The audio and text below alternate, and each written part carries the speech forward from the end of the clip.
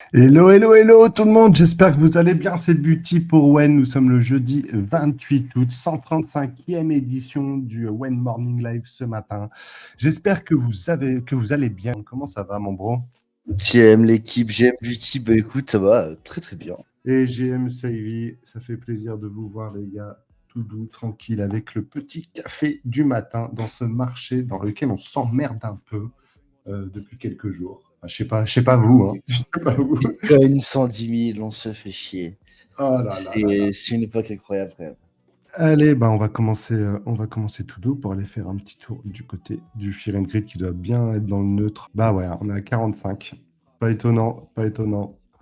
Il se fait un peu dessus, bah voilà, c'est un peu mou, c'est la fin août un petit peu où je pense que tout le monde attend la rentrée, soit pour attendre le fameux mois de septembre qui est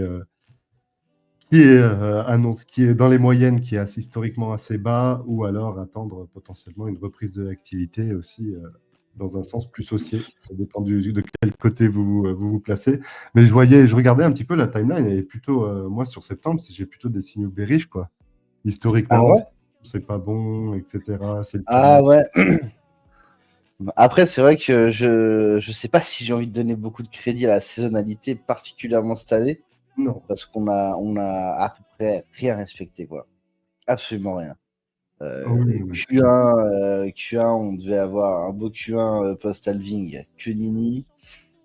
Mois de mai, si tu vendais au mois de mai, go away, bah franchement, t'as regretté.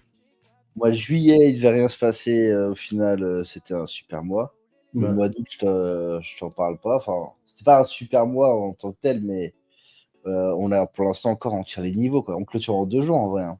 Deux, Ah, trois jours, quoi. Ce samedi. niveau des ETF, bon, rien de fou à dire. De toute façon, hein, quand le prix tousse un petit peu, les inflows, outflows se font beaucoup plus petits. Donc là, on est un petit peu dans ce milieu, on va pas commenter. Outre mesure, hop, et sur ETH, ça doit être à peu près pareil. Ah, on maintient quand même une petite traction, hein, la petite traction autour de 100K, de 100K ETH, ce qui n'est pas déconnant, parce que avant, c'était plutôt ce qui correspondait à des sommets. Maintenant, on est plus, on va dire, rythme normal. Donc bon, c'est intéressant à voir si on a des gros volumes, si le prix se réemballe, mais bon, rien de fou aussi du côté des ETF, si ce n'est que c'est sympa de voir un certain volume se maintenir quand on a vu cet ETF détester. Je sais, vous étiez avec nous pendant toute cette période-là et encore avant. Donc ça fait plaisir de voir un petit peu des bougies significatives.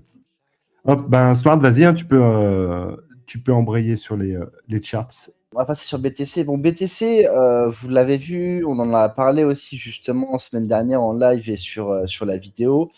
On s'attendait à voir le lot du 3 août se faire défaire.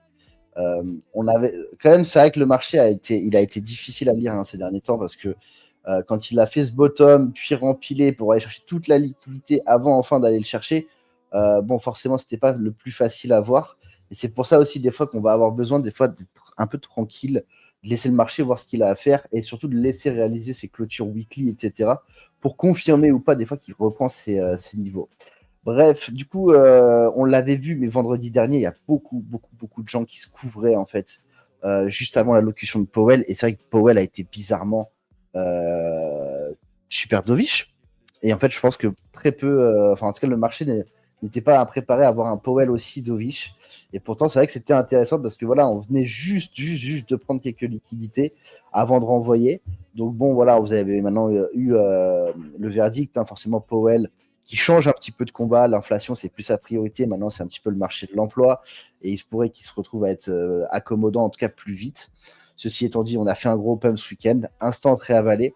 Là, la question maintenant, elle va être de savoir est-ce que ça a suffi pour un bottom et est-ce qu'on va pouvoir genre, justement privilégier ce scénario de bah, on reprend ses niveaux et grosso modo, pour moi, c'est vraiment maintenant de faire un plus haut au-dessus, bah, en fait, littéralement du plus haut de la semaine dernière. Et là, on confirmera avec clôture, effectivement, qu'on est prêt à réattaquer.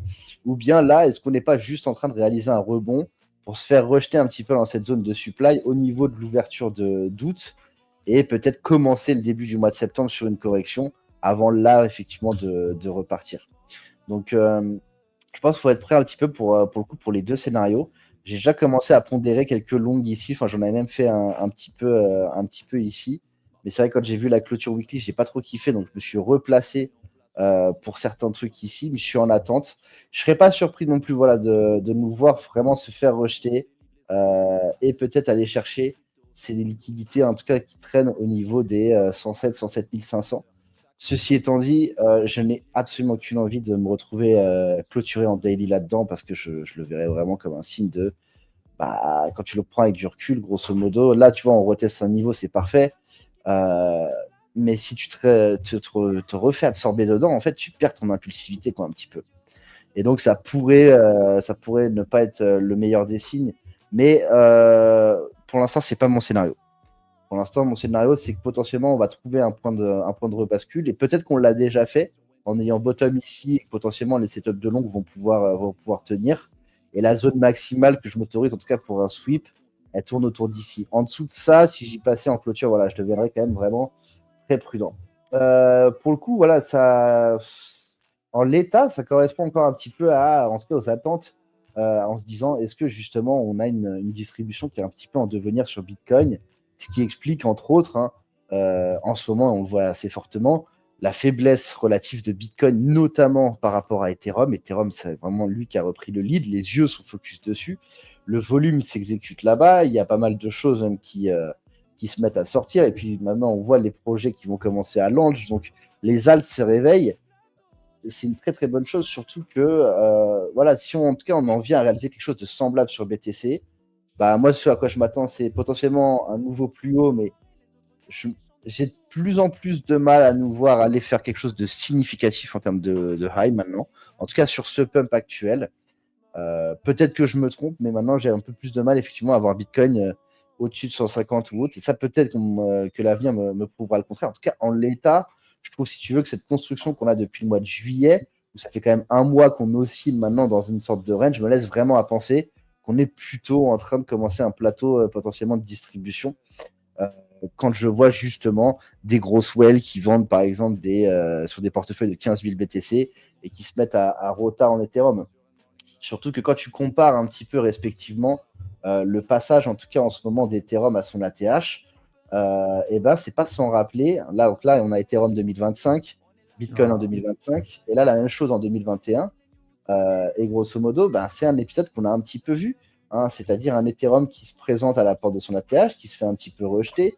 Ici, on est sur un horizon de temps, tu as à peu près 3 semaines, tu vois, qui se déroule là-dedans. Et ici, on a quelque chose qui ressemble un petit peu, dans lequel on est sur Ethereum en train de faire des hauts de plus en plus hauts, exactement comme on le faisait en 2021, dans une période de temps où Bitcoin revient d'un rallye, il avait déjà monté, lui, il fait des bas de plus en plus bas. Là, ici, on a un petit peu la même chose et on le voit bien, quoi. Et la suite de cette histoire, c'est que une fois qu'Ethereum avait passé ses ATH, lui, il partait pour un 200%, Bitcoin, il partait pour un 85%. Donc, on ne fera peut-être pas les mêmes ordres de pump, mais c'est plus pour vous donner l'image, en tout cas, que à partir de là, et même si Bitcoin il pousse vers un ATH, il y a fort à parier que malgré tout, les alts, Ethereum en tête de liste, prendra plus de performance, quoi, en fait. Ce qui est une excellente nouvelle, du coup, pour ce qu'on attend tous, hein, mais forcément, c'est la mise à mort de cette Bitcoin dominance. On N'est-ce pas, attend, hein, la mon cher? guillotine. Comment?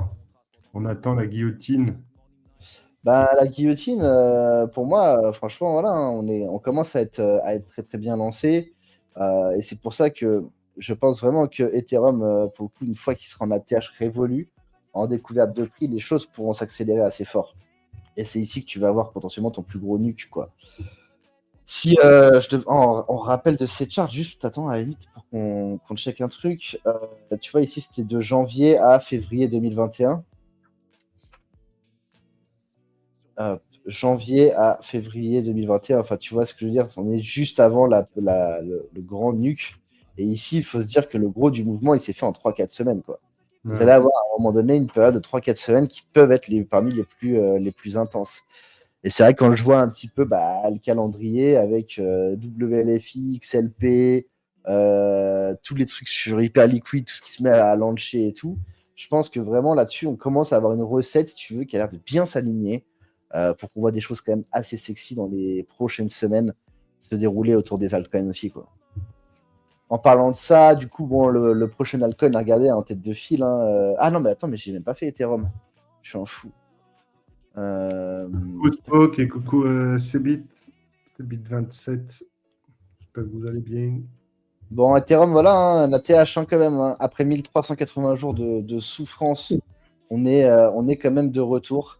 Maintenant, c'est vrai que je sais pas comment vous l'avez senti, mais notamment autour de la narrative Powell, coupure de taux. Je trouvais ça un petit peu gênant, justement, si tu veux, ce côté. On a eu de la prise de liquidité, mais pas vraiment grand-chose qui a suivi. Et même du côté des alts, on a eu ce pump mécanique qui a quand même été ravalé. Et vu la perf récente d'Ether, je me dis, bon, à voir. Pour moi, il y a deux solutions. Grosso modo, c'est tu reprends la TH et là, tu pars tout de suite. Mais sinon, j'exclus pas qu'on parte justement peut-être dans une sorte de correction à mettre en perspective en fait avec ce que fait BTC, quoi. Si BTC nous fait un truc comme ça, ou bien si BTC vraiment repart et trouve vraiment son point d'appui, quoi. Mais dans ce cas de figure où justement Ether, en tout cas, prend un petit peu une petite correction, je pense que vraiment le prochain passage là, c'est vraiment ATH Revolu++. Et ici, c'est long your alt. C'est à mon avis vraiment là, on en voit sur potentiellement peut-être la dernière grosse ligne droite. En tout cas, celle où les choses vont vraiment accélérer. Il y a Sol quand même, hein, du coup, qui est en train de reprendre une config des plus intéressantes pour le coup. Parce que je le rappelle, mais depuis avril 2024, on opère quand même dans cette région-là, quoi. Hein. Entre tout ça, et c'est vraiment pas passé grand chose. Et là, avec le dynamisme du marché, tu es en train de reprendre une zone clé où, si tu veux, ta prochaine target, c'est potentiellement un ATH et lui aussi la découverte de prix, ce qui pourrait réanimer certaines narratives autour de Solana. On va clôturer là-dessus. Très bien. Et ben les prochains morning, de toute façon, on se retrouve demain à 11h, hein, pas de souci. Prenez bien soin de votre toilette. Passez une belle journée, les bros. Et puis voilà, take care, hein. Bisous, bisous. C'est un standard, c'est l'avenir en live, crypto avant-garde. Nous on raconte ce qu'ils veulent pas dire sur les